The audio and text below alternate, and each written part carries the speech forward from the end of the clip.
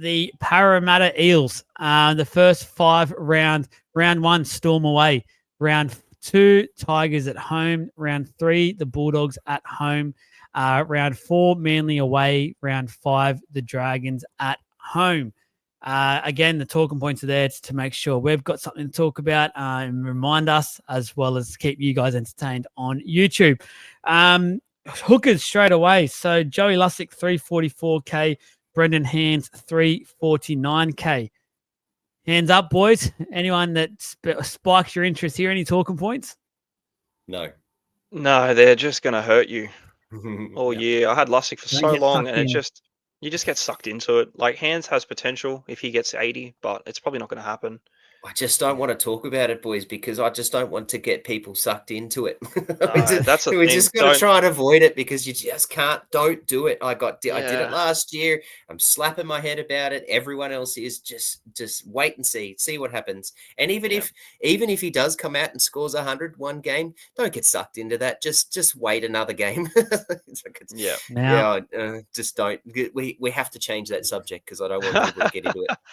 Yeah. The thing that I can tease people about, I feel like Lussick won't spend much time in first grade this year, but that doesn't necessarily mean Hands will get the minutes that people are wanting or expecting. I believe Joash Papali'i will be the 14, but that means he will come on and play a bit of hooker when he does come on. So Hands will still have his minutes eaten into.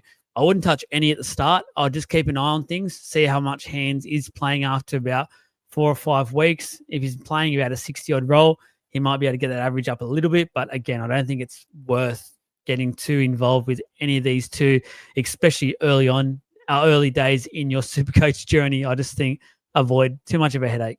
Don't do it to yourself, peace. No. Yeah. Please. It's just not worth it. Is that it, Jesse? I feel like you're bubbling away there. You've got... I'm actually just having a squiz. So I'm just having a quick look at what Hands has done in decent minute roles. Averaging over 60 minutes, give or take. He gets 75-minute games if he's not splitting minutes between them. He's got an average of about 47 at hooker. Yeah, so not worth it's not massive. It's not, through the roof. Better it's option. not going to... you're just going to get hurt more than you're going to have better runs. So avoid. That's all right. Front row forward, Sam Tuivati, 198 again. Sorry about the pronunciation, guys. Wiramu Greg, 232K. Joe Offahengawi, 2RF Dual, 437. And Junior Paulo, 492K. As a supporter, none of those interest me on or off Supercoach. What about you boys? Any interest there? I don't have any interest, but I'll ask you a question. I have this written in my notes to ask you, Joel, because I am seeing a few teams and I'm seeing some interest in Offahengawi, and I just don't know. I don't know why. So I'm going to go back to you and give me some insider information, please, Parafan. Well, I guess the inside information is the fact that out of all our forwards that have been bashed for probably 2 years now, especially towards the back end of last year, Joe looked like a player that wanted to be at the club. Started to get a few minutes. I don't know what the stats are behind it, but if he can get 2 stints, he does work his ass off. He is a bit of a worker. I don't know if he does get decent base. Jess will be able to talk about this after I finish this little spiel, but to me, he does work quite a bit, and that might be the, I guess, appeal to certain people out there. For me personally, I would like to see Hopgood go into the front row rotation, at least for parts of the game, which will then eat into some of Offahengawi and some of these other middles minutes, because I think Hopgood will be playing at least 70 minutes per game, in my opinion, and needs to have Parramatta anywhere near talking finals football for this year. So personally, I don't think Offahengawi is a huge realistic option, but Jesse's probably had a look now while I've spoken. If he can pull in some decent base numbers and he can get 2 stints, then maybe not the worst, but I think there's better options. Yeah, he's one of the only guys that I've seen get worse after leaving the Tigers. So in games where he's played, over... Oh, I've just lost it. Oh, no. Sorry, Eels fans. It's not hard to do at that side. In games so where he's unprofessional. Lost it. You're allowed. It's fun. We're covering Parramatta. So back to it. In games where he's played more than 50 minutes at front row, specifically at prop, it's been an average of about 54 minutes, and he's averaged 54 points. So he's about a point a minute guy. It really just depends on how many minutes he gets, and then you're looking at about 100k. Currently underpriced 100k. So, and he's a dual, which is nice. So he's definitely got potential. Like, he was really good as a lock, I believe, for the Tigers when he was there. He had an absolute worldie of a season too. Went to the Eels, didn't get game time, didn't get minutes for whatever reason. Just was not a feature in that side where he probably should have been. And then, since then, it's actually been quite slow for him. So expecting him to just fill the void that Campbell Gillard's left, I would imagine if he takes Campbell Gillard's minutes, he gets 50, because that's thereabouts what he was getting. So if he just seamlessly fills in the void, there's every chance he's underpriced at 440. What is he? 437. He's 437. 437 as a dual. It's probably a bit more than I'd want to spend on him. If it was a bit less, I'd definitely be keen, to be honest with you, with the dual, with guaranteed starting position, with an uptick in minutes. Like, he's going to go up. There's no doubt about it. I can't see him really dipping below a 437. Like, he's going to definitely have the output for it. I don't know if it's going to be huge, though. I think you could probably still confidently get him for maybe 50 more if you really wanted him. But you'll get an idea about it. I'm just so curious about Parramatta at the moment that I don't have one in my side besides a Yongi. But again, that's just a simply cash point. I just don't know. I really don't know what to expect from him. And Prop's such a low scoring upside position anyway. I don't know if I'd want to be putting my eggs in the basket. No. Maybe at some point. So he averaged 44 last year, played 24 games at 41 minutes at 1.1. So, right, if he drops that back down to his a 1 point per minute, but you think he gets about 50, he's going to get a 50. How much does he rise from 437 for a 50? 60K. I'm not sure that's worth it for you. So No. I was eager to hear what it was, and I had that already in the back of my mind of where I thought he might go. I sort of agreed that I thought he might eat into some of RCG's minutes because someone has to. It's a big loss for Para, but I don't see it being much more than 50. Maybe 55 if you're lucky, which still only scores you 55, which only makes him, just under 540, which still means he's only risen 100K. And when you've got a mid price at 437 starting with, you want him to be, you're wanting him to make it minimum 150K minimum. Yeah. It's not worth it. I would say so. Yeah. Not worth it. It is not worth it, in my opinion. But credit to him if someone's out there trying to start with him or whatever. 2RF, Saxon Pryke, 198. One of those cheapies, same as Tony Matali. Charlie Geimer, 232K. Had a little bit of a nice 2-game stint last year before unfortunate injury got to him. Matty Dury, 232K. Luca Moretti, 337. Kalma Tuolangi, 433. Already mentioned Joel Fahengawi. Jack Williams, the new signing from the Sharks, 455. Sean Lane, 508K. Ryan Madison, 509K. Bryce Cartwright, 560K. And finally, Hop Goat, 657K. Couple of talking points. We'll smash through those first. Hop Goat. Let's talk about the GOAT himself. Is he back? I believe, Trav, this is your question. Is the GOAT back? Tell me, what is your opinion on your own question? Hey, I asked the question for you guys to answer it, and the public, I want to know. But I don't know if he's back, but bloody hell, I'm excited about it. I love the way he goes about things. I love how he plays. I love what he does. I'm just so excited for him. At 657, it's bloody expensive, but 657 on a 67 average in 12 games. Is he back? I think he's definitely someone to keep in the back of my mind. I'm not going to start with him, but I have definitely put the star on him as he's on my very, very big watch list, particularly after the first 5 rounds. I think I want to see him get past the Storm. I want to see him get past the Bulldogs, and even Manly early, and particularly if Manly pick up some early confidence and some momentum. Geez, they're going to be hard in round 4. So I'm really keen to see what Hopgoat does in the first 4 rounds, and as a big, big watch and wait. Jesse, Hopgoat will go down in history for his 2023 season amongst super coaches out there. Yep. Do you think he's returning to his glory days in 2025, or are you going to approach with caution? Glory days for me. Mm-hmm. I just think he's just got that game. I don't think it was a fluke. You know, I mean, that was the hype of Hopgood before he even signed for the Eels. It was just like, this guy's a freak. What did the Panthers do? And then he goes there and he just does exactly what everyone expected, be a freak. And he was, you know, what was he, 350K or something to start off with in 23, and then just skyrocketed. Average 73 in 2023, average 67 last year, obviously missed a lot of it too with injury. Average minutes 59. So like his points per minute, again, 1.1. I expect those minutes to probably go back up.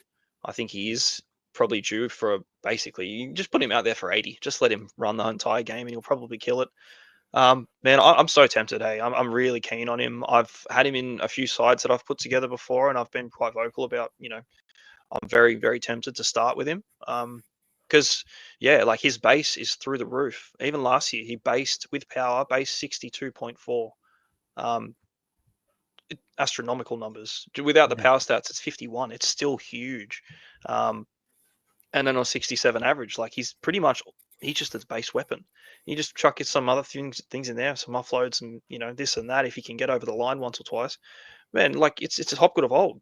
And the Hopgood of old is, what, 2 years ago. So, yeah, no, very keen, honestly. I got to jump in and give you some stats, right? That made me post this question. So, and why I said I need to wait till about round 5, but I'm going to give you some interesting stats. So against the Bulldogs, he got in round 1, 61. Against Panthers last year, 104. Another tough game last year for defensive wise, Melbourne 84. And then at the end of the year, against the Bulldogs on 34 minutes. So he got injured. But on 34 minutes, he got 35. So he was going above point a minute in that game. So who knows what he could have done against that. Chuck in the 2 Manly games that he played, 49 and 67. Like he's almost match-off proof based even just on what he did last year with what he got. He started the year averaging 61, then averaging 82, then he dropped to 71, then he went up to 74, 72, 72, 70, and it wasn't until round 8 that he got under 70. He was 69.6, so his average is still there. We've got him because of that injury game against the Bulldogs, priced at a 67, and we think he's going to be at least above mid 70s. Like we've got him. Forget Yo. This is the guy. Or less, or a lot less. Why not both? Because I'm not made of money. Yeah, look, I think very keen. It's just about, do you start with him? I guess, as Jesse rightly said, perhaps that cheaper Yo option, and Trav rightly pointed out earlier how you can work your money out to try and get someone that's similar, a bit cheaper, get a bit more value out of it. Then it allows you to play with that money and go elsewhere. Yeah, as I said earlier, I anticipate him maybe to start at lock on the team sheet. But then, as I said, I reckon he'll play some minutes at prop, if not move completely to prop as well. He's a couple of whispers I have heard around the traps, but he'll be a long minute playing prop. It won't be one of those 2 stints of 20 minutes. He'll be there to play some really big minutes. I think Riles knows he needs to get some big minutes out of Hopgood. The forward pack for mine just isn't quite up to it. Kelma Tuolangi, is he a realistic mid option that we need at 433K? Couple of numbers here once again. Thank you, Jesse. 2024, 8 games of 50-plus minutes starting edge, a 64.5 average. So that's pretty insane. If it looks good to me as well, just quickly from what I've heard, he has got a starting spot almost sewn up. Jesse, talk to us. You did the numbers. Kalmar, Yeah. do you think he's firming as a realistic mid option at 433? Definitely. Yeah, I really do. If it does line up for him where he is going to get that lock spot, the starting edge spot, and it's guaranteed, and it's going to be the way. The numbers were there for last year. Like when he got those long stint games, um, his points were there for it. Like he actually did pretty good job. Watching those games, I thought he was a bit of a liability, and I think he got caught out quite a lot. I know he did get moved around a little bit as well in those games where he was exposed, but eventually, obviously, he came into it, and the Supercoach stats sort of, they carried on with his performance. Like he did quite well, but at his starting price, if that's the sort of output to expect with minutes, yeah, it's really good. It was very similar to what happened in 23 with Bryce Cartwright when he got that starting spot, and he was priced less than that. And I started with him that year too, just thinking, look, he's only going to be a temporary starting spot, but again, at the same time, it's quick cash. This could be a quick cash move. I don't know if you want to keep Kelma Tuilagi in your long term team, but if you can make 100K, I don't want to get stuck with these mid 400 guys like we did last year and not be able to get off them. And I feel like he could very well fall into that trap. But yeah, just looking at the games where he got minutes last year, the numbers were definitely there for him to potentially make a good 150 odd, 100K at least. And I hope it's not a slow burn if you are going to do it. So could very well be realistic. There's not many options in the mid 400s at the moment. So yeah. Trav, is Kelma a pick for yourself or anyone else in the rest of this 2RF forwards at the moment that you want to talk about? No one else in the 2RF that I want to talk about. Kelma's not in my thought pattern at all. I haven't done as big as deep dive as what Jesse has done, but I didn't really want to. I knew what he had done at the end of that year, in terms of like he was like the Souths game in round 12, 13, 14, and 15. South Sharks, Bulldogs, Sydney, he went 57, 73, 80, and 40 in those minutes, and then didn't play till 24, 25, and 27. He played the Roosters, Broncos, and the Tigers and got 86, 63, and 81. They're good stats on good numbers, but like in like almost nothing kind of games. Like I just Jesse said it really well just before. I just don't want to get stuck with these mid-range 400 guys. I'm currently sitting there with Gilbert. I don't want to have anyone else.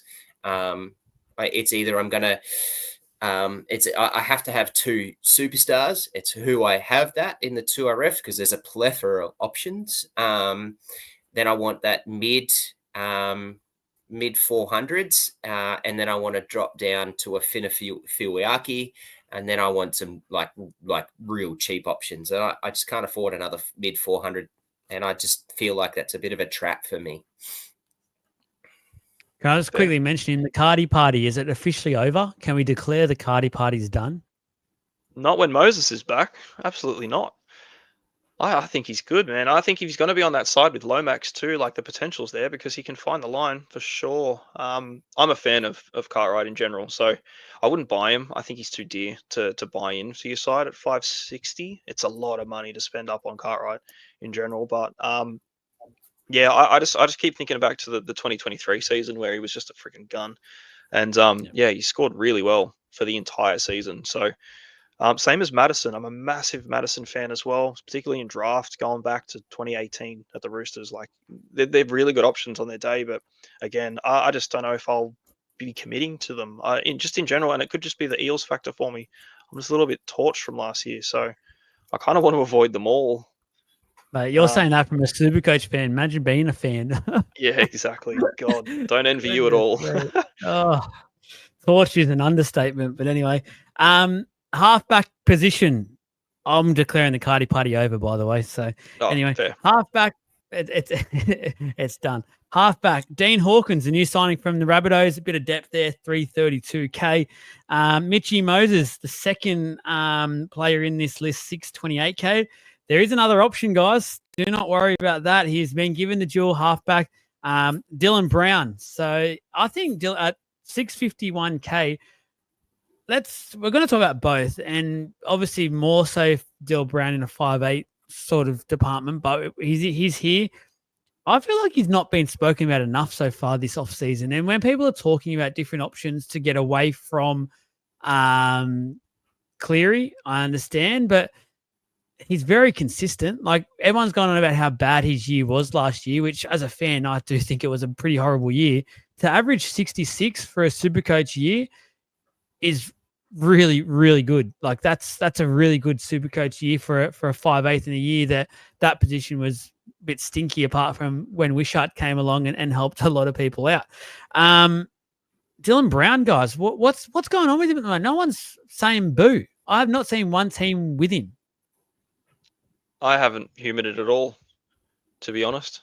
And for no particular reason either. I was very, very Yeah. keen to start with him last year, and obviously, like he was super consistent. Basically, got a 60 minimum in a team that was just struggling, and it was painful to watch. And somehow he always managed to score at least a 60. So I was very impressive on his side to keep his score so well in such a bad team. But uh, again, I don't know. Like, and he's more appealing this year that he's a jewel. And he's much cheaper than he was last season. And again, I'm just the same thing as you. I haven't seen a lot of love for him. I think I'm a little bit off, a little bit just around the injury side of things, just going into the start of the year. Still, the back of your mind, obviously, it could have been pretty bad. So I don't think it really worries him too much in general. But I don't know. I just don't know if we expect too much from Dylan Brown. And I think we have this idea in our heads that we expect him to be this 70 plus, 675 averaging guy, and I don't know if he is. And you're getting yourself disappointed about it. But like, if you just go realistic and say he's a 60s guy or a mid 60s guy, sweet, and then you get those 60 scores and you're happy with it. But again, like I don't know, at 650, we spoke about Cherry Evans, similar price point. There's your halfback. He's got the jewel. You look at the 5/8. There's other options in 5/8 for a bit less. I just don't know where he fits the bill now. But yeah, I still feel like he's a great option. Trav might be looking at this, and Jesse, you might be able to look at these numbers as well. I'm not too sure, but I throw to him now. I feel like in a way, and I don't look at these stats like you boys do. Is he fixture proof as well? I feel like he does. He'll knock out his 65 or so, no matter who he's versing. Basically, Trav. No, he's not fixture proof. I mean, he put a 42 against the Tigers in round opposite. round 4, and then put a 57 against the Tigers in round 27. He got a 40 against the Broncos, a 36 against the Sydney Roosters. So I wouldn't say he's fixture proof, but they're not poor, like really terrible scores. Just bear in mind, so I did do some maths on this one. So there was the score is his average is actually inflated 4.5 points because he got 162 against St. George in the round 26. If you take that down to his average of 66, of it gives you a total score of like somewhere just of it where he averaged 62.3. So his average drops basically 4.5 points if he gets a 60 odd off that 162. So yeah, I'm not super keen on Dylan Brown. I think the public has seen why it is the same. I think just what we saw last year, he is kind of ever so Mr. Consistent, but we've got better. I think we've got better options with better upside, with better things that we can put through this year. And I think there's also just an unknown of what happens. You got Moses definitely back, and preseason wise, you've got a new coach. You've got a lot of changes in that team. Yeah, I think people are just it's a hesitancy. Watch this space with him. 100%. And I think a lot of it comes down to making sure Moses is on the field as well, because then Dylan Brown can play his natural role, which is a lot more running and things like that. And then his Supercoach game definitely becomes a lot more viable and appealing to all us Supercoach players, because let's face it, last year when he was playing halfback, chosen by Brad Arthur for a lot of that time, he simply wasn't. And he looked so out of place in that position. It wasn't funny to still have that average. I still think he had a decent Supercoach year considering. But yeah, he's not a viable option. Let's talk about the man pictured though, Mitchell Moses. We've got the question there. Does Moses need the goal kicking to be an option? Me personally, I actually do think he needs this to be an option, but I'm interested to see what your boys' thoughts are regarding this one.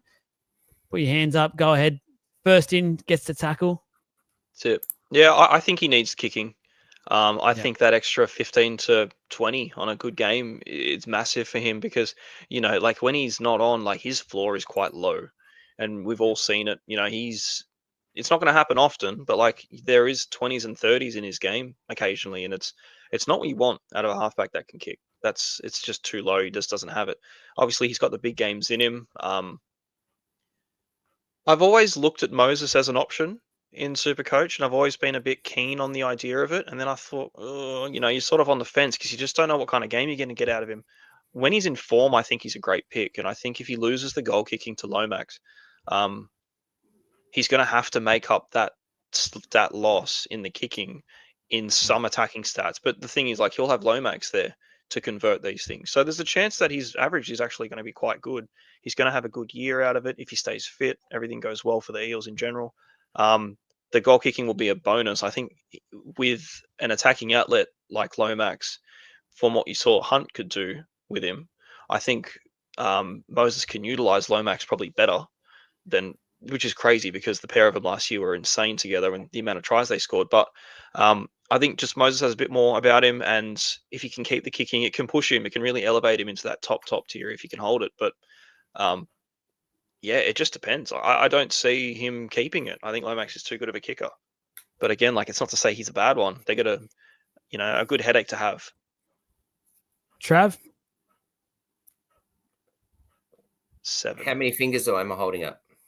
I was going to say the podcast listeners don't know that, so No, that's why I'm asking. How many fingers am I holding up? 7. 7. I'm pretty sure I just counted Jesse say if 7 times. Now that's why I don't want Moses, because there's just so many ifs. Just so many ifs. Oh, That's sensational from you. God. Like we feature in the ratings and you bring those out. If he kicks it to Lomax, if he gets the minutes, if he stays healthy, if Dylan Brown's there's so many ifs, and I just don't want to play with that right now at 650K. And to be honest, I sent you a photo with Moses in my team.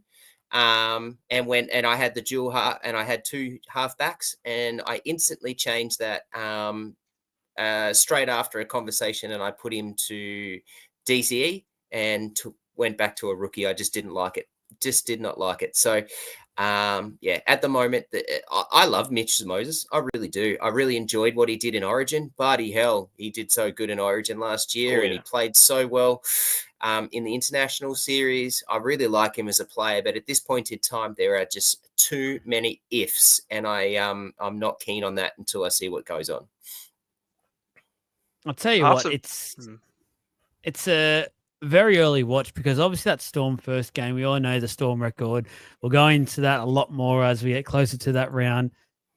The Dogs, the defensive efforts, if it's continued on to this year, it's not ideal. Manly away is not nice either. So it's definitely, you get probably a 4-week window to just see how that partnership with Lomax is going to go, the goal kicking, making sure his body's right, making sure that combination with Dill Brown is working. And then you can maybe make some plays. But keep in mind, again, Origin at play. Cleary will probably get named halfback, but I do think if everyone's fit, Moses might edge out Lua for the 5/8 spot for now just because of what he did do last year. I simply think he has to have a jersey. So if you're thinking in the back of your mind, yeah, I might pick up Moses around like the round 8 and he'll cover me over buys, Origin and stuff, then I don't think that'd be a good play because I think he will be playing Origin if he is fit. So, Jesse, anything else to add? No, not really at all, to be honest. Yeah. 5/8, that was just Dylan Brown at the moment. So, already covered him more than enough. And we don't think it changes even if you have him 5/8. It is that dual option. Joel, just on that point that you were saying around the buys, Para has the buy in round 8, and then they've got the buy in 15, and then the buy in 18. So you're waiting till well after that to get him. Yeah, it's too many. So hopefully a timing and run to the finals. How good would that be, Blue and Gold Army? We can only hope. Into the center wings, a few little discussions to have here. Jordan Semrani, a Bulldogs signing, 198K, same as Richard Penasini, who had last year off with a horrible knee injury, 198K. There is a bit of tips around at the first game or so when Josh Adokar is out, he might get the spot. Who knows? Who's unsure there. Hayes Dunster, 214. Jake Tungo, 281K. Sean Russell, 371. Bailey Simonson, 447K. Josh Adokar, the new signing, 542K. Will Penasini, 575K. And Zach Lomax, 773K. Boys, first up, the talking point, Lomax, the big one in this huge signing from the Dragons, star signing. Does Lomax go a 79 average or more in 2025? Let's tackle that question first. Trav, does Lomax go 79 average or more? No. Simple Jesse. answer. No. No, I don't believe so. Go ahead, Trav. Give me some detail about Lomax. Well, so we know he's got all the talk and all the hype, and I said to you, I'm all about the hype, right? And all the hype is that he's going to play center, not the wing. And as soon as he put his name on the center, and that's what he's put up, I've lost interest. I think he loses all his ability to he's an amazing kick receiver, right? And the meters that he can get off those kicks in terms of from the fullback just adds everything to him with the opportunity and ability to be able to break lines and things once it's kicked to him out on the wings. He's going to lose as a center. The Moses kick to Lomax on the wing is lost because he's at center. I just all the things that I know Lomax can do, that I've watched him do as a winger, he loses as a center, and I am not interested in Lomax for that reason at all. Jesse, anything further to add? No, not particularly. Just about that. Like, he does. I just don't know why he doesn't want to stay on the wing. I can't work that out. For him too? Isn't it easier? You would think so. He doesn't have to do as much work defensively. No. He gets all the flashy tries, which he can catch a friggin' ball out of anywhere. He's got Moses going to be putting it on a tee for him, which they did in Origin. Like, everything is there. Just stay on the wing. You had your best year ever by a fair margin, and you just don't want to do it anymore. I can't make sense of it. He's got a career average of 61 as a center. He put him in 1 year on the wing, and he's almost 80. Like, that's too much of a drop that he's going to potentially get to be priced at 770 to start. I need to see a lot out of him in the centers if that's going to be the case, and that's with the goal kicking too at a 60. So yeah, I don't know. I just can't work him out. He's better off on the wing, surely. I think it's going to happen. It's as a fan, it's frustrating because, as you've all mentioned, we've seen how good his year was last year. And when you signed him, you're excited about that. And then you quickly realize, oh, hang on, we're not getting that version of Zach Lomax, because I've been critical. I don't think he defensively, and this obviously doesn't really matter too much to, I guess, missed tackles it does. I think his reads in that in defense are really poor. He's very, very poor defensively. And like you said, wing, you don't need to make as many decisions defensively like that are key and things like that. So I think the kicking, I think Moses can still work with him in attack. I think he can still put the high balls up. Lomax can charge through at center. We've seen Turbo do that in Origin. So I do think that's not necessarily a bad thing. And Moses likes to put those 3-quarter kicks in that are behind the opposition halfback. So Lomax coming in on that angled run, I think can score a number of tries that way. So I do see that combination working a few times. It's just, the question is, can it be enough? This Parramatta side hasn't shown much for 2 years now. Can they all of a sudden turn it around and become this sort of attacking juggernaut in a way and score these points and make sure and ensure that Lomax is reaching that sort of heights? I'm not sure yet. I don't think so. And I'm just very interested that it's a huge, like, obviously this is all reports. I'm hoping Jason Rolls has sat down with him and said, mate, there's still a very realistic possibility you're starting on the wing for me this year. Like, you're the second best winger in the comp. Challenging To'o after last year to be the best winger in the comp. To'o's just done it consistently and is. You've got to have that conversation. Go, mate, you are literally making the Australian team as a winger. Be a winger. Like, swallow your pride for a bit and just be a winger. You're that good on the wing. It's not funny. I don't get it. But anyway, yeah. Any other team, any other personnel Any options here at centre wing for you boys? Not for me. Not at those prices, unfortunately. No one I'm watching. Me No. either. No. Final one, the fullback. So Joash Papali'i, 198K, and Isaiah Iongi, fullback, 232K. Neither of them have any duels whatsoever. It's just straight out fullback. Want to ask a quick question first. Is this the first time we've ever seen a team start the season with two fullbacks and the highest price you'll have to pay for that is 232? That's insane. Surely. Maybe Buller. I think that's Buller Yeah, would have come in a bit. West Tigers with Buller? I think it would have would been he- 204. It would have been 204. Surely, I think. he would have had someone else ahead of him though, Who which was would have been ahead- like a but who 400 was that? 500K. Well, Dane Laurie Was wasn't there, was Staines he? there yet? Staines was a fullback Staines would have back been. then, wasn't it? Dane Laurie? Dane Laurie Moses was there. Mbai. Or Mbai, maybe. Like, I think this might be a Going back. record. Like, let us know in the comments, super coaches. Sangster, I know you watch. Let us know. Go into the archives of Supercoach. Let us know. But there's a question up here. Obviously, Iongi, is he a must start? Question mark. And then where? I think where you both are wanting to go with this question is obviously he can only be chosen as fullback or the flex. And I think you both want to explain maybe how to play this and where to possibly play it if you are putting Iongi in your team. Take it away, Yeah, Trev. so currently by the Supercoach post a couple of days ago, I think it was, he's owned in the team picker at 63%. So once that opens up, I think the world's going to be all over him. He's going to be one of the most, if not the most owned player in the competition in Supercoach. I currently don't have him because I've now been able to work it so that I've got 3 fullbacks in those positions. I have been very high on Iongi as to start in the flex. I would not start him as my second fullback. I would start him as a flex. Because then I can guarantee I'm going to get my 2 fullback scores by having a fullback and the rookie and the reserve put onto the fullback. So that's where I would put him. I wouldn't be putting Iongi in the fullback. So to answer the question of where, that's where I would go. Do I think he's a must start? No. And it's funny for me to say because I've said previously that here's an opportunity for the first time in a long time. Other than Buller, but even Buller wasn't. Buller was a short-term, really quick cash grab that made a crap load of money. That we've got that we can get an opportunity to make that sort of money. But I just don't. The reason why I say it's that I must start is because I think the first 5 games is a difficult run.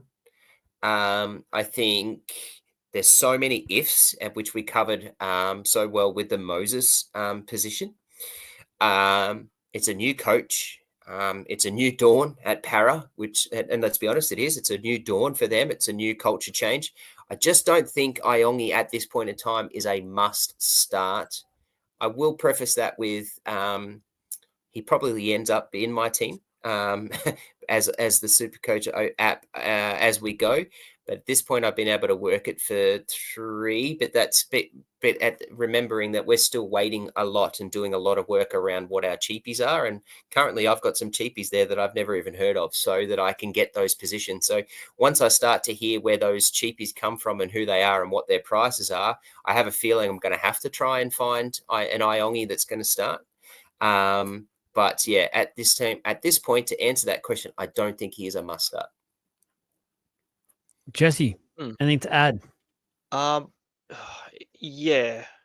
I feel like he kind of is in a way. Obviously we have the flex. We've had the opportunity now to get essentially what we hope is really good fullback money for nothing. At 232, there's not really anyone better at his price in the cheapy bracket yet that's emerged. And that's all providing that, Iongi is the fullback. Because it could very well be Joash. Like he could be the guy too. We really don't know, and that would be even better because he's a bit cheaper. Not by a lot, but you're talking basement, the floor of the price point in Supercoach at the moment at 198. We don't have a lot of stats to work off. Obviously, they haven't played, but we do have some good reserve grade stats. And with Iongi, obviously we've got the games to reference off last year where he played, I think, what was it, 147 average. In 2024, in the reserve grade, he averaged 53.3.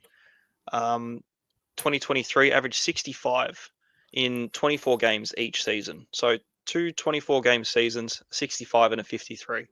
If that can half translate over, it's guaranteed money, and that's pretty much the whole point of him. And then the same thing with Josh Papali'i too. You put him into that bracket as well at a fullback, he's going to be getting, I think, roughly around the same. Yeah, in 52, average 52 and 54. So they're very similar what they can do. They're both playing out of the fullback spot. They're a good option. The flex is open. Like it's going to be that thing. If you're going to go guns, if you're just going to stack points and you're going to go 3 fullbacks or an extra halfback or something, and you cater your side around it, fair enough. I feel like there's every world I just start with Ayongi as far as it goes anyway, providing his team list, and just try and make some money. I have built many 3 fullback sides at the moment too, and they don't look too bad. So it could be just dependent on what other cashies actually look like they're going to start as to where we go with him. But there's money to be made, like regardless, and I think that's the priority to begin with. So that's why I would start with him for sure.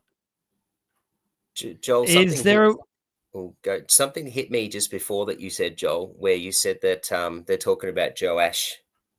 There's talk about Joash being the 14. Does this, when you said that, I instantly went straight to this point and went, does this scream alarm bells for Iongi? Do you think Iongi is locked in for 80 minutes, or do you think this screams like a 50, 60 minute type position and Joash jumps in? What do you think? I don't believe so. I think what it is the Eels finally have signed 2 very good young guns for the first time in a long time.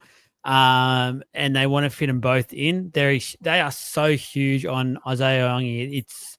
It's ridiculous. Like the praise that they're heaping on him, it's next level. They've got no doubt in their minds that they've signed an absolute gun who's going to be there for years to come and establish himself as a really, really good fullback in this competition.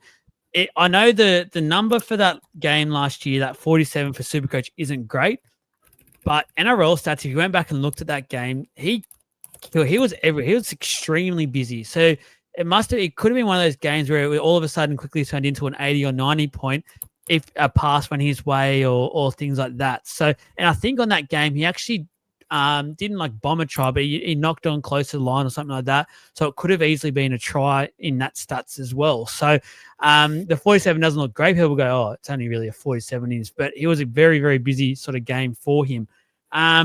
He's notoriously a very busy fullback as well. So that, again, if he can turn up in the right places and Moses has those line breaks and that, and he can be the one that's getting that inside ball to go under the sticks, great option. Joash, again, I think he's really impressed in the preseason so far, to the point where Riles and the club are basically saying we need to put him in the team somehow. And that looks like it's going to be a 14 role. He's got a little bit of size to him as well. So I think he'll be able to handle the front line quite well. And again, it's going to be good to have a bit of coverage for the back line. So he's not just there to be like a hooker, but the club's noted that it needs to have some more coverage in the backs. We've really haven't had that much when it comes to our bench. And Joash will now, being a 14, will have that. He'll be able to go on if we lose a center, a winger, a fullback, and play those sorts of roles. So I think that's more so where they're going with that. Good insight. Iongi will be an 80-minute player, I believe. Okay. So good insight. That's where I'm at now. What I'll quickly ask you, Jesse, before we go to the next team, is there a world, and I'm just tossing out this idea on the spot here, where you wait on Iongi, you go before the first cash rise, where most people use that extra trade. You go like a fullback with a better run that first couple of weeks and try and make it work, obviously financially, which is going to be hard because Iongi is so cheap. But is that realistically, could that be a play? You do wait just to see where things are panning out. As we said, there's a few ifs around Iongi and just where he fits in, with Moses being so dominant. Brown's normally so dominant in this team as well when things are going right. They'll have Lomax, who will be now a dominant player as well. There is a realistic world when you think about it where Iongi is almost the 4th or 5th choice. In theory, it sounds great having that a bit more speed in the back line, but really, there's a lot of threats. Yeah, there is. I think if you're going to be planning to trade to Iongi in round 4, it's a lot of money. Like you're going to have to find 4 to 600k difference between the two initially when you build your side that you'll get back. But like, what's that going to do to your team? I suppose you can use it in a way to drop one of your 3 guns, depending on which one you aren't liking in the first 3 rounds. It is quite early, I think, to chop a fullback out. I don't think you really get a chance to actually see what they're about by round 3. But it is a massive cash injection if you want to just start boosting away from round 4 onwards. To get him in your side, providing, yes, he does look like he's making money, he looks good. I'm more confident to have him in my team now and run with him as my flex.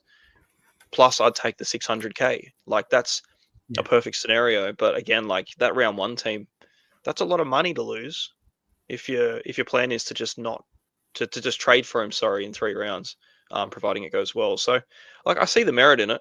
I also see the merit in having 3 good fullbacks.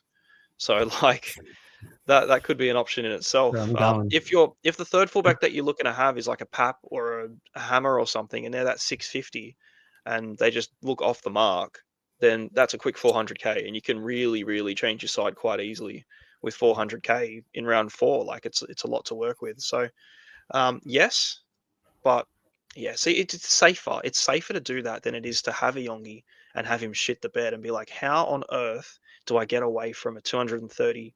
Potentially by the time his cash rise comes, he won't be averaging 23.